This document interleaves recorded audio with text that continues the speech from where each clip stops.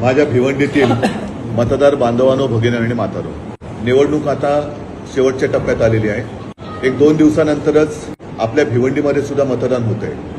या प्रचाराच्या सर्व कार्यक्रमात मी भिवंडी मतदारसंघात आपल्या महाविकास आघाडीचे उमेदवार सुरेश उर्फ बाळा मामा म्हात्रे यांच्या प्रचाराला येऊ शकलो नाही। याचा अर्थ असा नाही की मला सुरेश म्हात्रे हे खासदार म्हणून नकोय। उलट माझं मत असं आहे की आपण सर्वांनीच, मग त्याच्यामध्ये काँग्रेस आहे, राष्ट्रवादी आहे आणि माझे शिवसैनिक तर आहेतच, या सर्वांनी जसं संपूर्ण राज्यभर उमेदवार कोणत्याही पक्षाचा असो, मग तो महाविकास आघाडीचा उमेदवार काँग्रेसचा असेल तर हात ही निशाणी, राष्ट्रवादीचा असेल तर तुतारी वाजवणारा मावळा असेल, आणि साहजिकच आहे शिवसेना म्हटल्यानंतर मशाली आलीच, तर या चिन्हांचं काम केलेलं आहे।